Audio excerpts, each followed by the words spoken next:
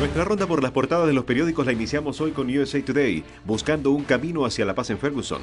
Irak retoma presa fundamental. ABC de España. El brote de violencia racial convulsiona a Estados Unidos. Nuevo Herald, la tradición del órgano oriental cubano en Miami. Cierran por un año el casino de Dania Beach. La Voz, Argentina. Senado y empresas debaten avance estatal sobre privados. Y finalizamos con el diario El Nacional de Venezuela. Ministerio de Salud admite escasez de medicamentos. Tensión racial en Estados Unidos.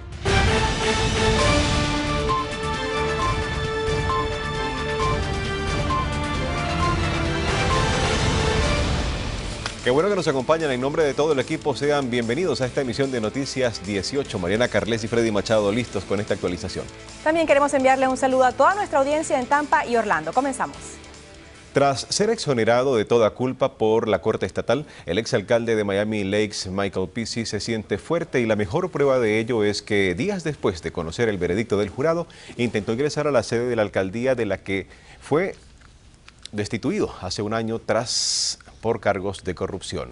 Un desafiante Pici utilizó la tarjeta magnética de sus tiempos de alcalde para entrar por la puerta de acceso a los empleados, pero esta no abrió, por lo que pidió hablar con un funcionario para que le permitiera acceder a su antiguo despacho. Al no poder conseguir su objetivo, Pici prometió que volvería a la corte esta semana y pediría a un juez que ordene al personal del ayuntamiento de Miami Lakes que lo reciba como alcalde. Wayne Slayton, quien en octubre ganó los comicios especiales para reemplazar a Pici, enfatizó que había sido elegido como alcalde de Miami Lakes para gobernar hasta 2016 y que en la alcaldía no hay posiciones temporales vacantes para alguien que quiera ser reinstaurado.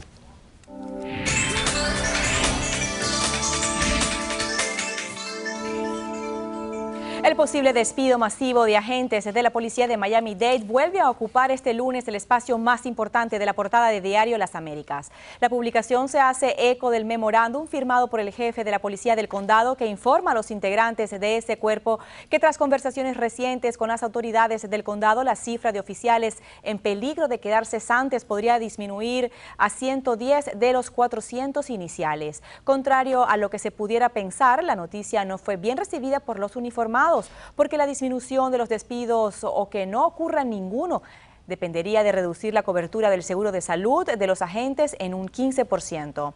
El alcalde Carlos Jiménez quizá quiera hacer ver esto como una luz al final del camino ante la incertidumbre, pero no es así, afirmó una fuente bajo condición de anonimato.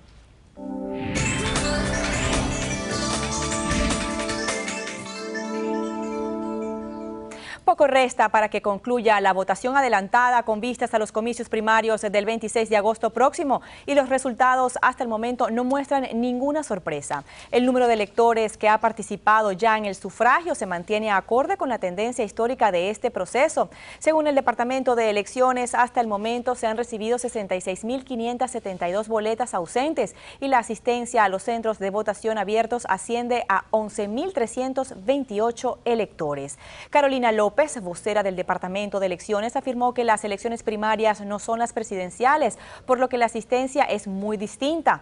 Las cifras confirman una tendencia y lo más probable es que entre el lunes y el martes entrante la gente asista en masa a las urnas, sin que se espere algo parecido a una elección presidencial. Para esta segunda semana, los horarios para la votación anticipa han cambiado. De lunes a viernes, los colegios electorales estarán abiertos desde las 11 de la mañana hasta las 7 de la noche y sábados y domingos desde las 8 de la mañana hasta las 4 de la tarde. Las autoridades estatales de protección infantil conocían desde hace 3 años del olor y el peligro de los perros no entrenados que la pasada semana atacaron y provocaron la muerte del menor de 4 años, Javon Dade Jr. Los 6 canes, 2 de ellos de la raza Pitbull, prohibidos en el condado de Miami-Dade, vivían en el apartamento del padre del pequeño, también llamado Javon Dade, y no habían sido entrenados. Hace 3 años, dijo el secretario interino del Departamento de Niños y Familia, los investigadores aparentemente no sabían que los Pitbull estaban prohibidos en Miami-Dade y desconocían la ordenanza del condado incluso ahora. Entre tanto, la policía reveló que el padre del menor de 30 años tiene un largo historial delictivo. Ha sido arrestado 18 veces desde 2000, casi todas ellas por posesión de cocaína y marihuana o por agresión. Unas 400 escuelas del condado de Miami-Dade recibieron a miles de estudiantes en su regreso a clases. La periodista Dayana Rosquete nos tiene detalles de qué novedades esperar para este nuevo periodo. Más de 340.000 niños en todo el condado de Miami-Dade iniciaron este lunes sus clases correspondientes al curso escolar 2014-2015, un curso que, a decir de la miembro de la Junta Escolar Raquel Regalado, se anuncia con nuevas tecnologías. Este lunes miles de estudiantes regresaron a clases. 25.000 maestros en el condado de Miami-Dade se han preparado para garantizar la calidad de la enseñanza. Educación y mucha disciplina. Lo que más me gusta es cuando tenemos que leer los libros. En el primer día de clases, la miembro de la Junta Escolar Raquel Regalado asistió a la escuela primaria Frances Tucker para entregar materiales escolares a niños de kindergarten. Un libro para poder hacer tu tarea. En exclusiva para Noticias 18, Regalado señaló las principales novedades de este curso escolar. Enfatizó en la importancia de incorporar las nuevas tecnologías a las aulas. Por primera vez, los niños podrán llevar sus laptops, tablets o celulares a la escuela para usarlas en la clase. Pueden, usando esta tecnología, hacer exactamente lo que está haciendo la maestra y tener el mismo contenido que tenemos en las pizarras interactivas. También en la enseñanza secundaria hay cambios, pues algunos recibirán una computadora y tendrán la oportunidad de contar con libros digitales. El sistema de evaluación será también afectado.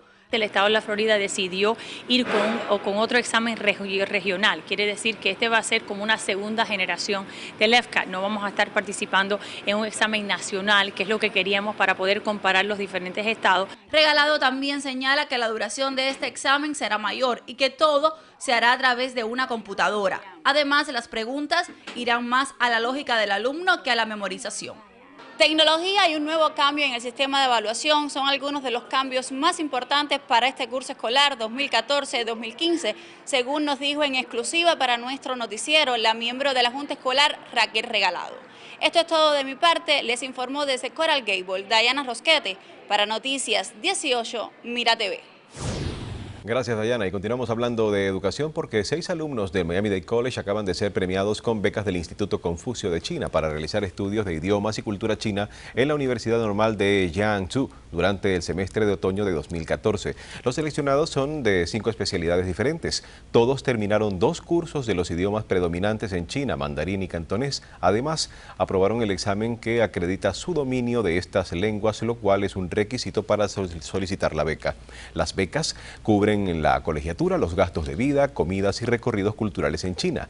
Con un firme apoyo de los departamentos de idiomas mundiales de los recintos Wolfson y Kendall, los profesionales del Instituto Confucio ayudaron a los alumnos a realizar el proceso de solicitud. Una autopsia preliminar privada practicada al cuerpo de Michael Brown, el joven de 18 años muerto a tiros por un policía de Missouri, reveló que la víctima recibió 6 disparos, 2 de ellos en la cabeza. El segundo análisis post-mortem al que se somete el cuerpo de Brown fue llevado a cabo a solicitud de su familia por el doctor Michael Baden, ex jefe del Departamento Forense de Nueva York. Baden concluyó que el adolescente del suburbio de Ferguson recibió un disparo que le entró por el tope del cráneo, lo que indica que su cabeza estaba inclinada hacia adelante. Las balas no parecen haber provenido de muy corta distancia porque no había rastros de pólvora en el cuerpo, puntualizó el experto y añadió que los 2 últimos proyectiles le habrían frenado en seco. La muerte de Brown ha desatado intensas protestas en Ferguson, en ocasión duramente reprimida por la policía y la Guardia Nacional, que ha llegado incluso a utilizar gases lacrimógenos y a efectuar disparos.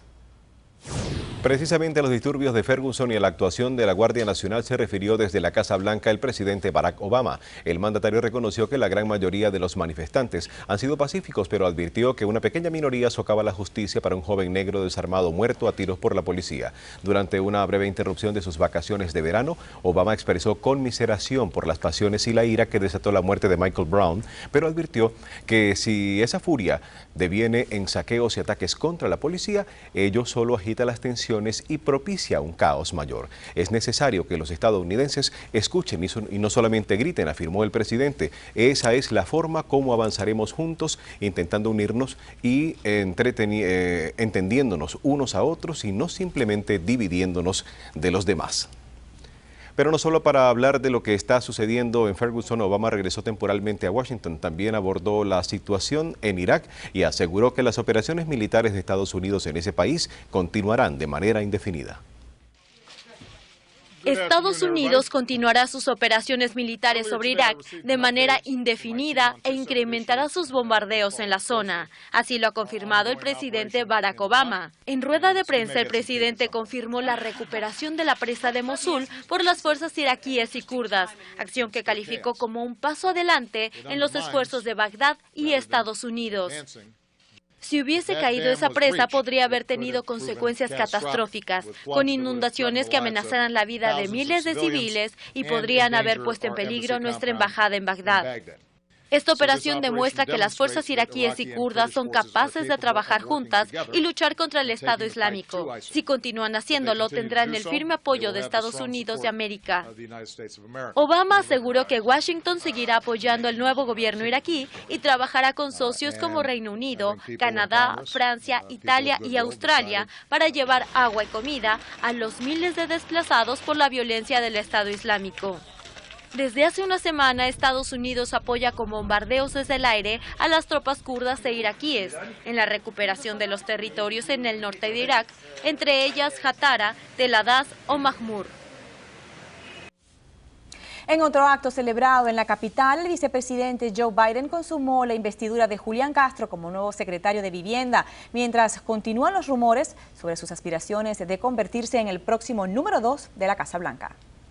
Julián Castro, el nuevo secretario de Vivienda, vivió su último rito de entrada al gobierno con una ceremonia formal de toma de posesión junto al vicepresidente Joe Biden. 3 semanas después de tomar posesión como secretario del Departamento de Vivienda y Desarrollo Urbano, Castro tuvo la tradicional ceremonia de juramento de su cargo oficiada por Biden en el edificio Eisenhower de la Casa Blanca. El cargo de secretario de Vivienda enfrenta a Castro a varios retos, como el de supervisar un mercado inmobiliario aún en recuperación o hacer frente a las disparidades del sistema hipotecario y a la alta tasa de ejecuciones hipotecarias en varios estados.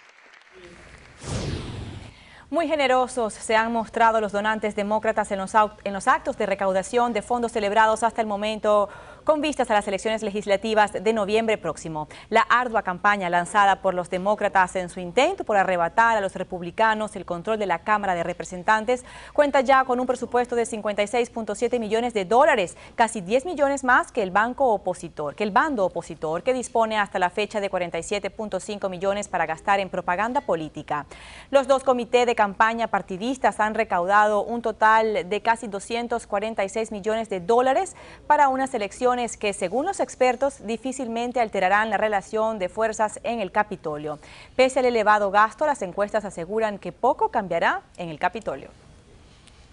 Cerramos el segmento de información nacional con la historia de Herman Goldman, quien el pasado fin de semana cumplió 101 años en un excelente estado físico para su edad. Tan es así que no planea jubilarse. 4 días a la semana, este centenario de New Jersey acude a trabajar en la misma compañía en la que lleva ya 73 años, excepto por una breve ausencia cuando se unió al ejército de Estados Unidos en la Segunda Guerra Mundial. Goldman ha trabajado en esta compañía desde 1941. La tienda dice que en un principio fue contratado para vender artículos y limpiar aparadores. Para más asombro, Goldman conduce cada día su automóvil desde su casa al trabajo.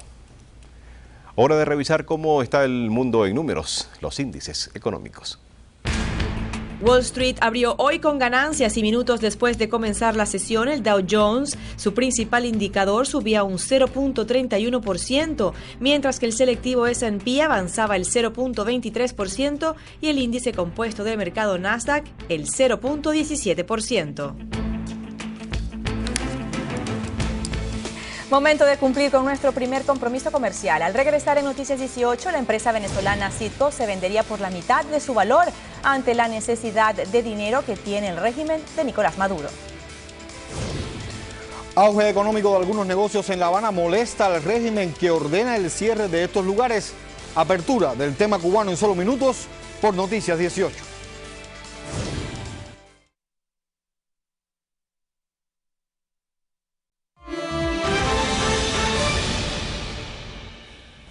Al régimen le falló el cálculo y su prisa por obtener dólares en efectivo le obligaría eventualmente a vender la cadena Citgo por la mitad de su valor. La urgencia, además del colapso de las finanzas públicas, es poner en la calle efectivo circulante el próximo año para dar una apariencia de bonanza de cara a las elecciones parlamentarias.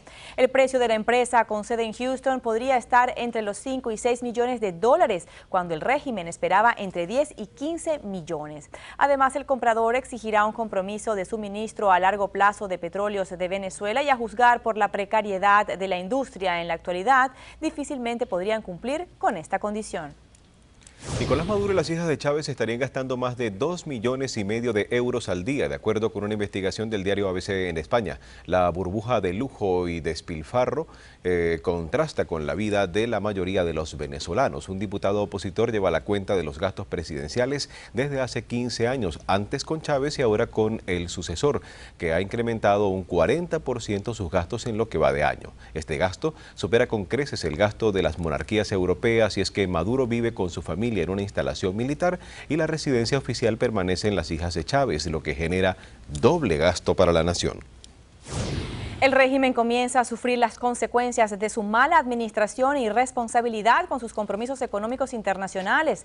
Un avión propiedad del estatal Consorcio Venezolano de Industrias Aeronáuticas y Servicio Aéreo Conviasa se encuentra retenido en un aeropuerto francés por deudas con el servicio de mantenimiento. Al aparato, bautizado como Simón Bolívar, el Libertador, no se le permitirá despegar hasta tanto se honren los compromisos económicos derivados de su mantenimiento. Las operaciones de Conviasa están siendo obstaculizadas por la falta de liquidez en moneda extranjera que atraviesa el régimen. Revisamos ahora la información actualizada en la isla de Cuba con Héctor Valle. Gracias, Freddy. Mariana, bienvenidos al tema cubano Noticias 18. Negocios privados son cerrados sin explicación cuando, a solo días de entrar en vigencia nueva medida aduanal, el régimen refuerza su propaganda sobre el tema. Mientras que la epidemia tiene en jaque al sistema de salud en la isla y ahora se suma la alarma por el caracol gigante africano.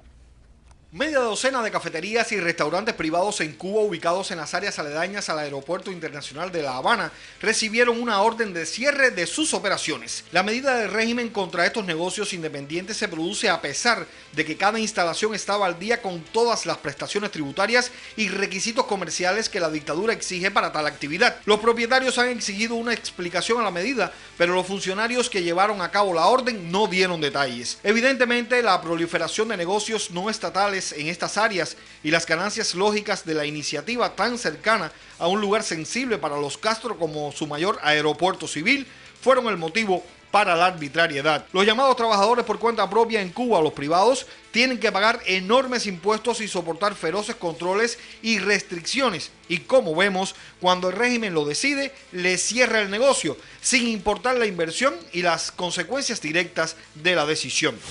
El régimen no dejará nada a la casualidad y acelera su propaganda contra la entrada de ropa, zapatos, equipos eléctricos y otras cosas necesarias para la población a través de los equipajes de familiares y amigos. Recordemos que a partir de septiembre darán inicio nuevas normas aduaneras para el control de bienes en los equipajes de simples pasajeros que en su viaje a la isla decidan llevar algún regalo.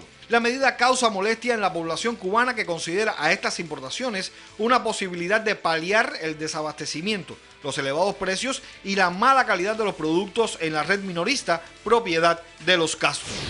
El régimen extrema las medidas de control para evitar la posible introducción del ébola en Cuba, tomando en cuenta que los Castro envían a un alto número de cubanos a trabajar al continente africano. Evidentemente, La Habana se preocupa por esta realidad y por la terrible situación higiénico-sanitaria de la isla, todo lo cual es caldo de cultivo para que el ébola, de introducirse en Cuba, resulte una catástrofe para la población. Reforzar las fronteras con personal especializado, poner bajo vigilancia a los cubanos que están en África y orientar acerca de la enfermedad a los profesionales y al pueblo son algunas de las medidas. A pesar del riesgo del ébola y de la existencia de las epidemias de cólera y dengue, la dictadura continúa mandando personal médico a otros países en busca de las sumas millonarias que recibe por la exportación de estos servicios. 2 personas murieron y una tercera resultó herida en un accidente de tránsito hace solo unas horas en la capital cubana. un auto violó un par impactando con otro vehículo en la intersección de Velascoaín y San Rafael. En las últimas semanas se han multiplicado los accidentes automovilísticos en Cuba de forma alarmante.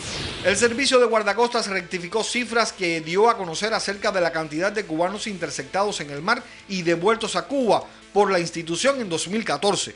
1.561 sería el número correcto. El dato muestra un incremento de 247 personas en comparación con el año pasado, advierten los voceros del Servicio de Guardacostas de Estados Unidos.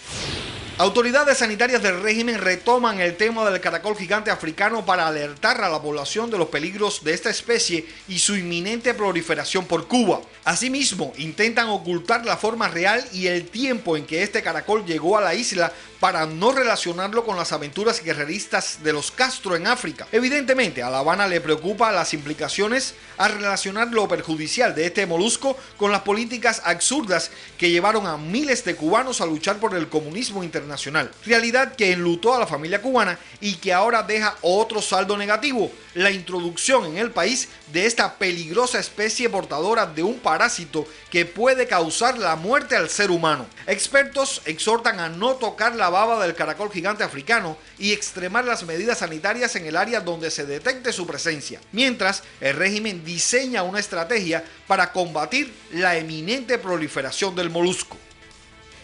Preocupante esta realidad e increíble que quieran ocultar la forma en que se introdujo el caracol en la isla. Hasta aquí la temática cubana en Noticias 18.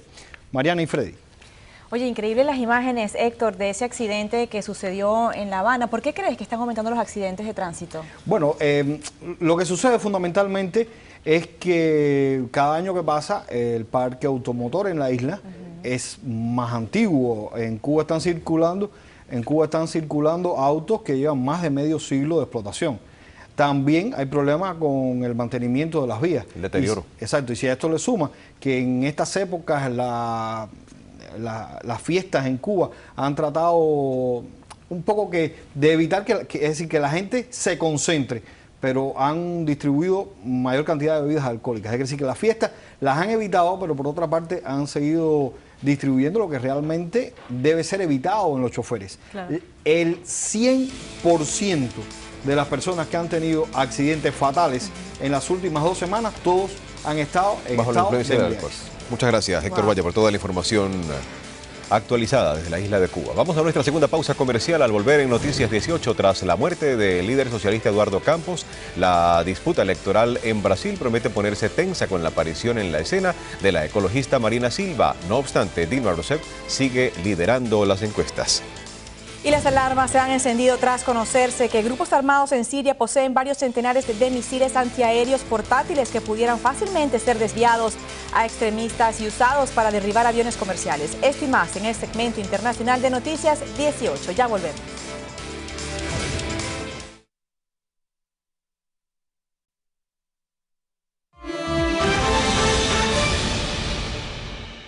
Gracias por continuar con nosotros. El líder ecologista Marina Silva, que puede ser presentada como candidata a la presidencia de Brasil en el lugar del fallecido Eduardo Campos, sería la segunda más votada si las elecciones del 5 de octubre fuesen hoy, según la primera encuesta realizada tras la muerte del aspirante socialista.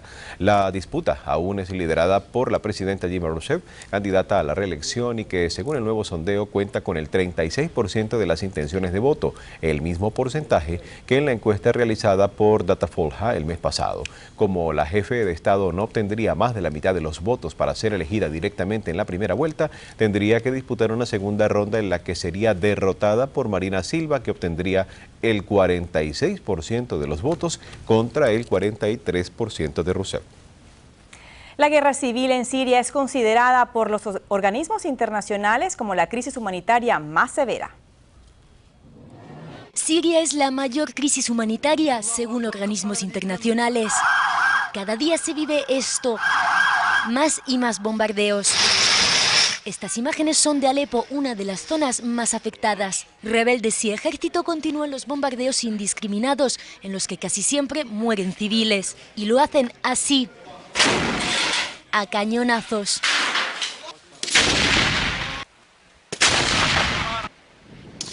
Al conflicto, que lleva ya 4 años causando muertes, se añade la llegada del Estado Islámico. Este grupo terrorista ha ejecutado a más de 700 personas durante las últimas semanas en Deir al-Zur. Controlan ya la frontera con Irak y pretenden crear un califato. La guerra civil en Siria ha dejado hasta el momento más de 170.000 muertes.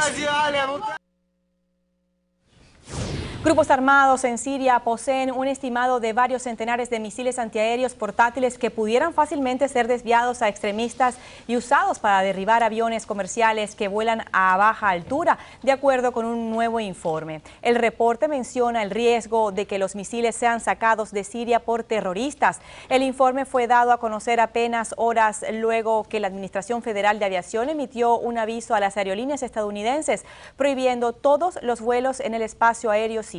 La agencia dijo que se sabe que grupos extremistas en Siria están equipados con una variedad de armas antiaéreas que tienen la capacidad de amenazar aeronaves civiles. 8 horas antes que expirara la prórroga de la tregua acordada el lunes de israelíes y palestinos, el ejército de Israel ha denunciado el disparo de 3 cohetes desde la Franja de Gaza, según informa un periódico local. Benjamín Netanyahu ordenó que se reanuden los ataques en la franja como respuesta a esta presunta rotura del alto al fuego.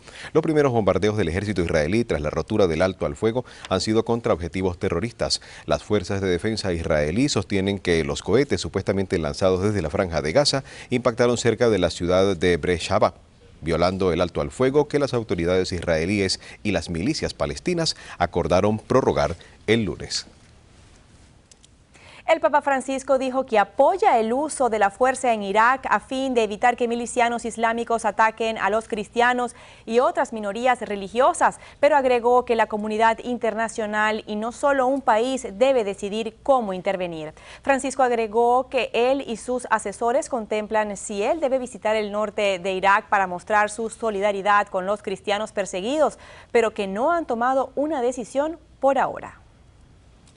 Y siguiendo con el Papa, el pontífice expresó su deseo de seguir viajando. Habló de Albania como un ejemplo de unidad entre pueblos diferentes donde han habido o han podido convivir musulmanes, católicos, ortodoxos y otras religiones. También afirmó que le gustaría ir el año que viene a Estados Unidos. Por el presidente Obama, el pontífice visitaría Filadelfia y Washington e invitado por el secretario de las Naciones Unidas visitaría Nueva York y también ha expresado su deseo de ir a México para ver la Virgen de Guadalupe, pero todavía está por confirmar.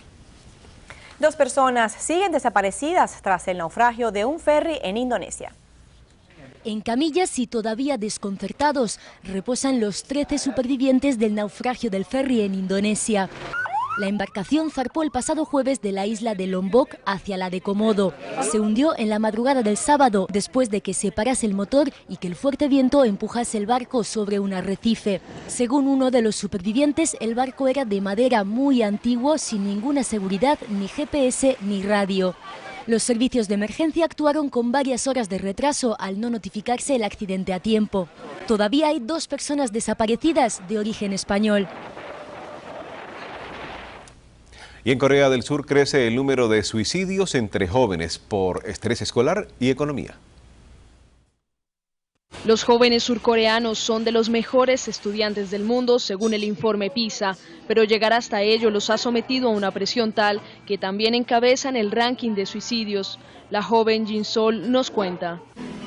Los extranjeros no pueden ni imaginarlo. Si no estudias mucho, no entras en la universidad y eso supone que no prosperarás en la sociedad ni ganarás dinero. Hay mucha competitividad. Sus amigas recuerdan con angustia el curso previo a la selectividad. Me quedaba en el colegio hasta las 11 de la noche y luego en la biblioteca hasta las 2. En Corea del Sur las horas de clase son iguales a otros países, pero además completan la jornada con 4 o 5 horas en una academia. El 80% cursa una carrera, pero se enfrenta a una fuerte competitividad para conseguir un trabajo. Según Tatiana Jun, la religión se convierte en un refugio. La gente busca alivio, pueden encontrar el sentido, el por qué tienen que trabajar, por qué tienen que hacer una familia, ¿no? Crear una familia. Muchos esperan que la visita que realizó el Papa Francisco a este país aliente a los jóvenes.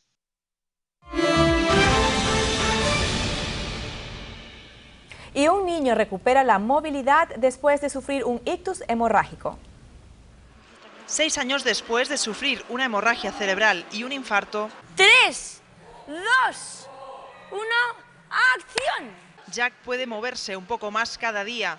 El Institut Guttmann de Barcelona, en colaboración con el Hospital Niño Jesús de Madrid, ha realizado una operación pionera en la que con solo un paso por el quirófano se han efectuado hasta 9 cirugías, entre ellas cadera, piernas y pies. Al hacerla a varios niveles, de forma bilateral y todo el tronco inferior, nos permite en un solo acto poner al paciente en el proceso de rehabilitación y ahorramos muchas intervenciones. En los últimos años, Jack había ido perdiendo movilidad, ya que él iba creciendo, pero sus músculos no.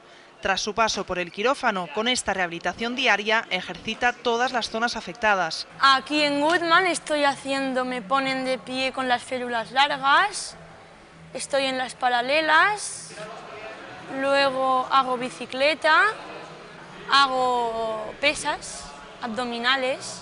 El objetivo es poder andar de forma autónoma y en pocos meses de rehabilitación el avance ha sido mayúsculo. En menos de un año los resultados definitivos de la cirugía serán evidentes. Los médicos creen que Jack podrá olvidar para siempre la amenaza de la silla de ruedas. Si él tira, tiramos todos detrás, eso está clarísimo. Porque con los avances de la ciencia y una sonrisa, casi todo es posible.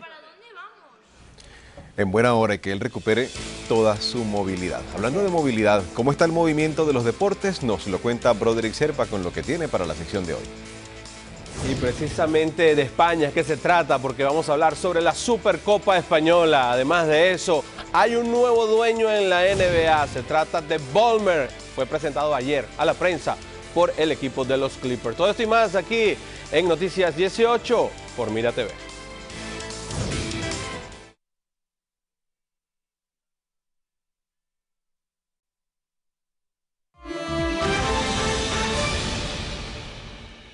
La cultura también es noticia en Noticias 18. A petición del público se abrieron 2 funciones adicionales este viernes y sábado para ver la puesta en escena de Sweeney Todd. Precisamente les mostramos el reportaje que realizó nuestra compañera Dayana Rosquete. La obra Sweeney Todd se estrenó en Broadway en el año 1979 y ganó 8 premios Tony, incluyendo el mejor musical nuevo. Sweeney Todd cuenta la historia de Benjamin Baker, quien regresa a Londres tras 15 años de ausencia. Al llegar conoce que su esposa había sido violada y supuestamente se había suicidado. Baker jura venganza y comienza una historia de asesinatos en serie que por ratos se torna humorística. Musicalmente es impresionante, hay armonías de 5 partes en cada canción, así que yo pienso que es un gran reto. Una puesta en escena espectacular que durante más de 2 horas cautivó al público con los impresionantes registros musicales de los artistas.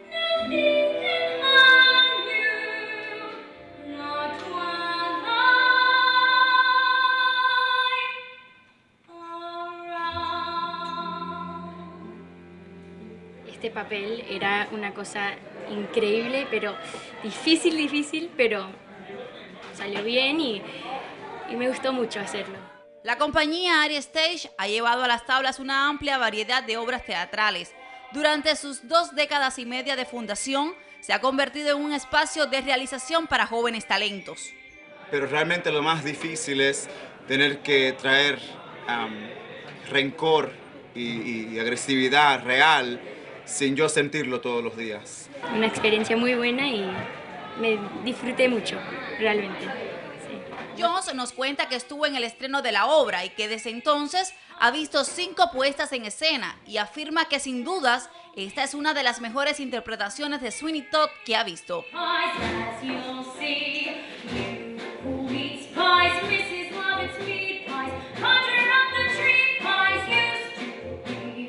Los tickets están a la venta, tanto online como en la recepción del teatro. Esto es todo de mi parte desde Coral Gable. Dayana Rosquete para Noticias 18, Mira TV.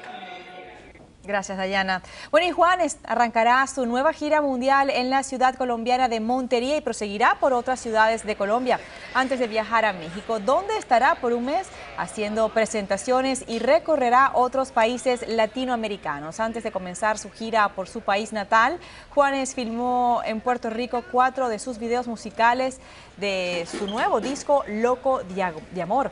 La grabación de los videos fueron dirigidos por el puertorriqueño Cacho López. Juanes dijo sentirse muy contento de filmar sus primeros proyectos en la isla caribeña. Y un Hércules más humano llega a México. ¿De qué se trata? Les contamos a continuación. El lado más humano de Hércules, el legendario semidios de la mitología griega, se estrena este 21 de agosto en México, una película en la que su protagonista, el estadounidense Dwayne Johnson, presente en la capital mexicana, reafirma que el amor a la familia es la base para seguir adelante. Me pude conectar con Hércules porque él ha pasado por momentos difíciles, perdió a su familia, entonces él trata de vivir día a día de la mejor manera posible como nosotros lo hacemos.